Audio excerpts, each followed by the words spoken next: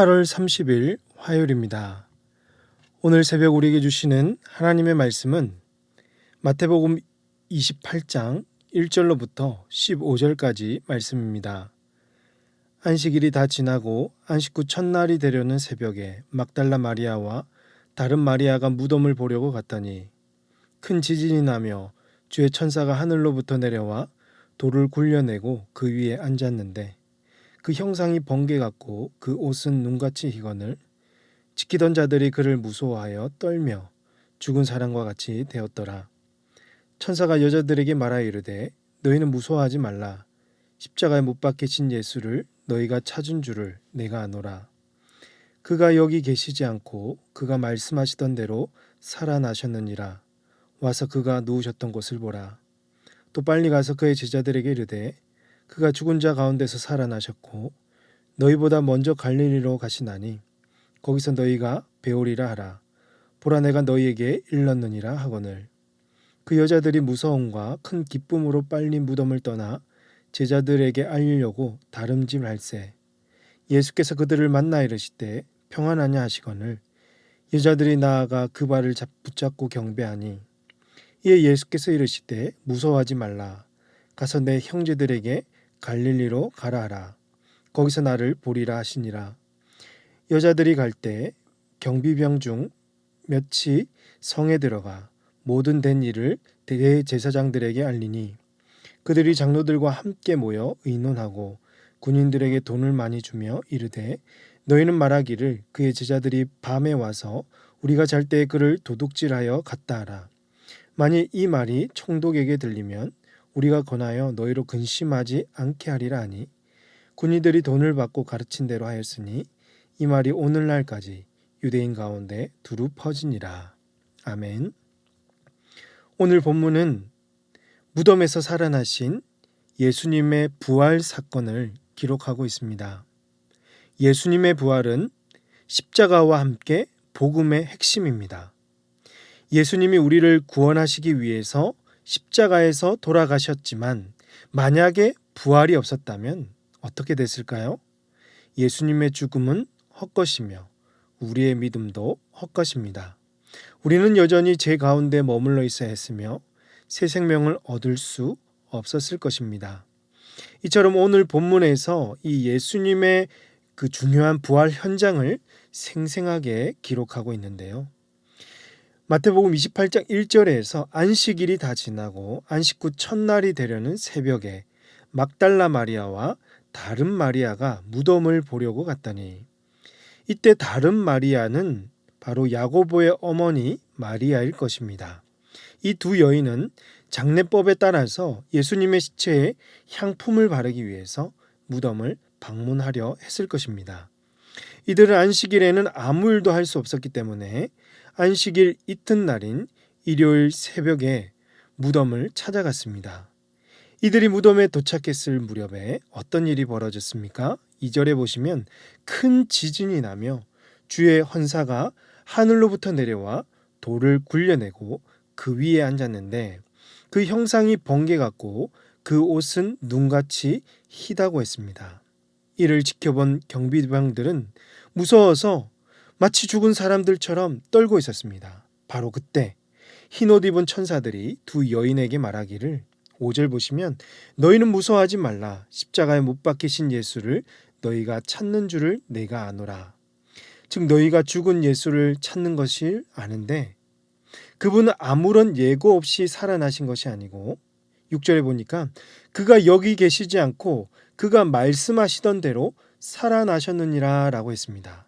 곧 이미 그가 말씀하셨던 대로 예고하신 대로 살아나셨음을 알려주었던 것이죠. 그렇습니다. 예수님은 느닷없이 부활하셔서 마치 초자연적인 역사로 사람들을 두려워 떨게 만든 것이 아닙니다. 하나님이 작정하신 대로 예수님은 말씀대로 죽으셨고 말씀대로 부활하셨습니다. 예수님은 죄와 사망으로부터 우리를 건지시며 죽음으로부터 승리하셔서 사단을 꺾으셨습니다. 그러므로 오늘 우리는 죽음을 두려워할 필요가 없고 죄와 사단의 권세에서 해방되었습니다. 우리에게도 부활의 소망을 주셨고 천국에서 영원토록 주님 안에 거하며 살 천국 소망을 주셨습니다. 이 모든 것이 하나님의 은혜였으며 부활의 은혜를 경험한 우리는 이를 기뻐하고 감사해야 하는 것이죠. 사랑하는 성도 여러분, 부활하신 예수님을 온전히 믿으십니까? 주님의 부활로 인해서 감사가 넘치시며 우리 안에 천국 소망, 부활 소망으로 충만하십니까? 부활하신 주님께 날마다 감사와 영광을 돌리시고 주님 안에서 참 평안과 안식을 누리시는 우리 모든 성도님들 다 되시기를 주님의 이름으로 축복합니다. 이어지는 6절 말씀 보시면 천사가 두 여인에게 말하기를 빨리 가서 그의 제자들에게 이르되 그가 죽은 자 가운데서 살아나셨고 너희보다 먼저 갈릴리로 가시나니 거기서 너희가 배우리라 하라고 했습니다. 그러니까 부활하신 예수님과 제자들과의 공식적인 만남의 장소가 갈릴리가 될 것이라고 이것을 전하라고 한 것이죠. 이 말을 들은 두 여인은 정신없이 제자들을 향해 다름질을 했습니다. 이때 예수님께서 두 여인을 직접 만나셨고 10절에서 이에 예수께서 이르시되 무서워하지 말라. 가서 내 형제들에게 갈릴리로 가라 하라. 거기서 나를 보리라 하시리라고 천사가 했던 말을 다시 확인시켜주고 있습니다. 그럼 예수님은 왜 제자들을 갈릴리에서 만날 거라고 말씀하셨을까요? 그 첫 번째 이유는요, 갈릴리 지역이 앞으로 복음과 신앙 공동체의 중심지가 될 것을 예고하신 것입니다. 갈릴리 지역은 소외받고 천대받던 사람들이 모여있는 곳이었지만 예수님은 이 지역을 다시 만남의 장소로 정하심으로 낮고 천한 사람들의 주인이 되어 주실 것을 예고하신 것입니다.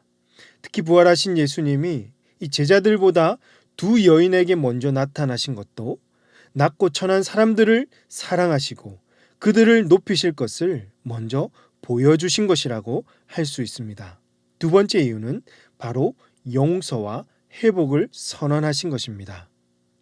갈릴리가 어디냐면 제자들이 처음 부름받았던 곳입니다. 그러나 제자들은 예수님을 부인하고 배반하여 도망갔죠. 이런 제자들에게 다시 갈릴리에서 만나자고 하신 것은 그들을 용서하시며 회복시켜 주겠다는 뜻이었습니다.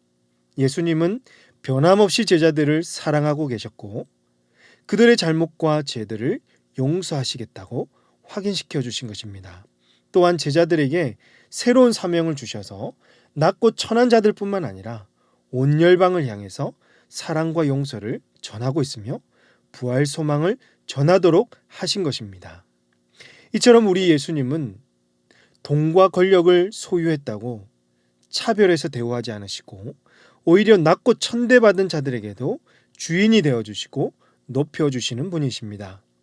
제자들은 몇 번이고 배반하고 부인하는 삶을 살았지만 예수님은 그들을 다시 용서해 주시고 새로운 사명을 주시는 분이셨습니다. 오늘 우리도 이 은혜를 경험하며 주님 안에서 참으로 존귀한 자녀들인데요. 이 기쁜 소식을, 이 좋은 소식, 부활 소식을 세상에 전하며 죽어가는 영혼들을 향해서 산 소망을 전할 수 있는 저와 여러분이 되시기를 주님의 이름으로 축복합니다. 마지막으로 11절 이하에서는 무덤을 지키던 경비병 중에서 몇 사람이 대제사장에게 달려갔습니다. 그리고 그들은 돈을 주고받으며 거짓 음모를 꾸미는 거죠. 13절 보시면 이르되 너희는 말하기를 그의 제자들이 밤에 와서 우리가 잘 때에 그를 도둑질하여 갔다 하라 라고 했습니다. 사실 앞뒤가 안 맞는 정말 말도 안 되는 거짓말입니다. 따지고 들면 허점투성이들인데요. 군인들은 이 돈을 받고 대제사장이 시키는 대로 하고 있다는 것이죠. 예나 지금이나 사람의 본성은 똑같은 것 같습니다. 뭔가 돈으로 다 할 수 있다고 생각하는 거죠. 돈만 있으면 못할 게 없다고 생각하는 것입니다. 그러나 아무리 돈으로 해결하려고 해도 감출 수 없는 것이 있죠. 바로 복음이죠. 진리입니다. 영광스러운 복음, 부활의 복음만이 이 거짓을 이길 수가 있습니다. 예수님이 이 거짓을 이기셨기 때문이죠. 이 복음 위에 든든히 서 있어서 거짓은 다 사라지고 영광스러운 하나님 나라를 이루며 살아갈 수 있는 우리 모든 성도님들 다 되시기를 주님의 이름으로 축복합니다. 기도하시겠습니다. 하나님 아버지, 이 새벽에도 베푸시는 하나님의 은혜와 사랑에 감사합니다. 우리 삶에 우리의 마음 가운데 늘 천국 소망, 부활 소망으로 충만하게 하시고 주님 다시 오셔서 영광의 면류관을 쓰는 그날까지 우리 앞에 놓여진 거짓과 싸워 이기며 또한 진리를 추구하며 부활하신 주님을 증거하는 복된 삶이 되게 하여 주시옵소서. 이 모든 말씀을 우리 구주 예수님의 이름으로 기도하옵나이다. 아멘. 오늘 말씀을 기억하시면 기도하시고 주간 기도 제목으로 환우와 섬김 사역을 위해서 기도하겠습니다. 최근에 암 수술과 여러 가지 실수를 하신 우리 성도님들 계신데요. 그 성도님들의 치유와 회복을 위해서 기도해 주시고 오랫동안 입원하시고 요양병원에서 치료 중이신 우리 성도님들의 건강을 위해서도 기도해 주십시오. 우리 주변에 어렵고 힘든 이웃들이 많이 있습니다. 그들을 잘 섬기며 예수님의 사랑을 전하는 우리 교회 될 수 있도록 합심해서 기도하도록 하겠습니다. 함께 기도하십니다.